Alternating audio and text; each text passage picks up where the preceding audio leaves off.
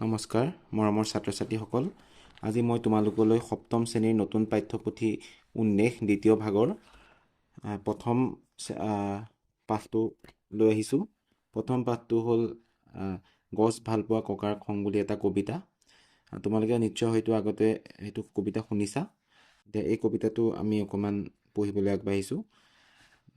গছ ভাল পোৱা ককাৰ খং। এই কবিতাটো এজন ককাজনে গছ ভাল পায়, সেই গছনো ভাল পায় কেনেকৈ সেইটোকে কবিতাটোৰ মাধ্যমেৰে তোমালোকক ক'বলৈ বিচাৰিছে।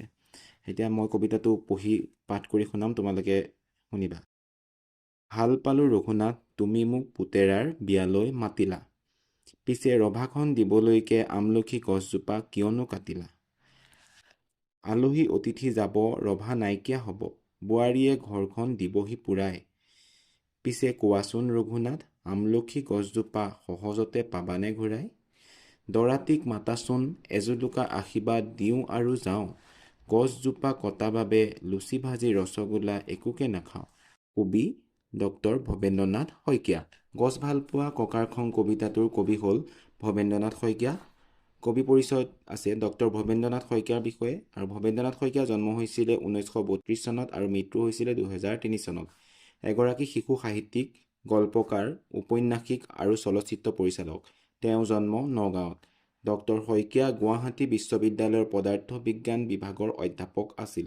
শান্তশিষ্ট হৃষ্টপুষ্ট মহাদুষ্ট।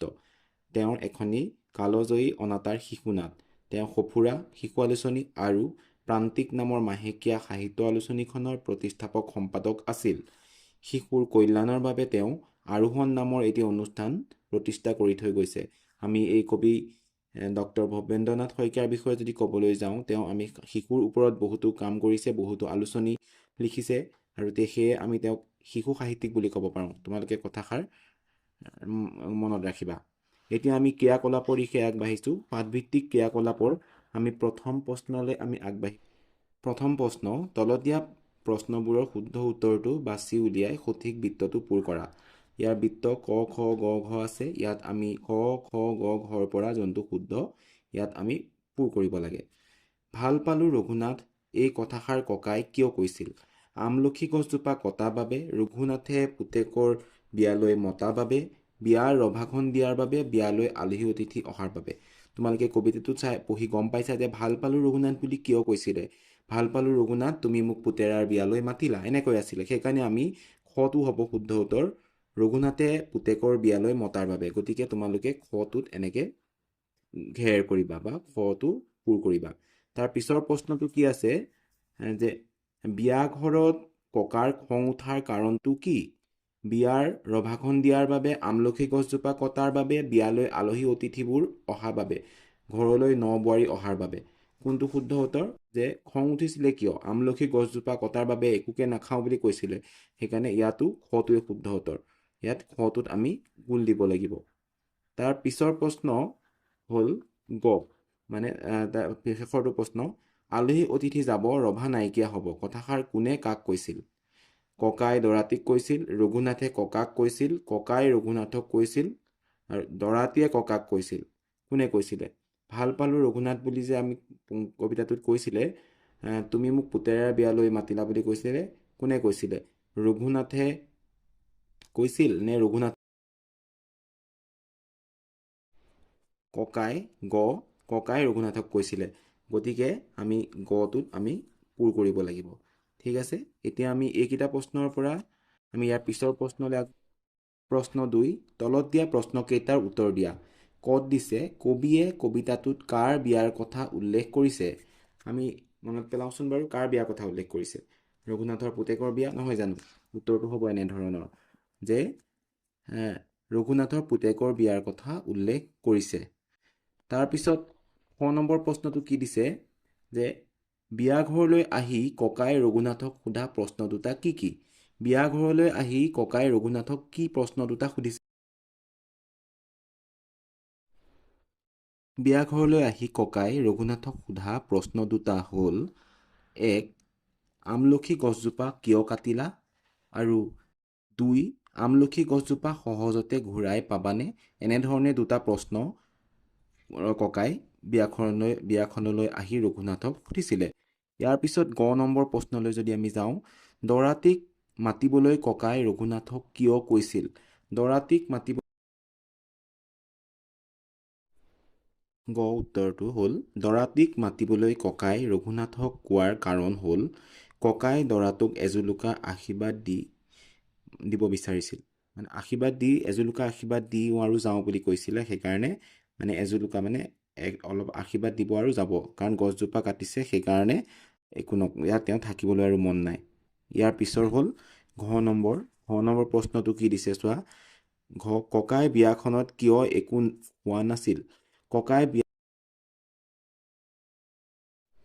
উত্তৰটো হ'ল, ককাই গছজোপা কটাৰ দুখ আৰু খঙতে বিয়াঘৰত একো খোৱা নাছিল। ককাই গছজোপা কটাৰ কাৰণে দুখ কৰিছিলে আৰু খং কৰিছিল।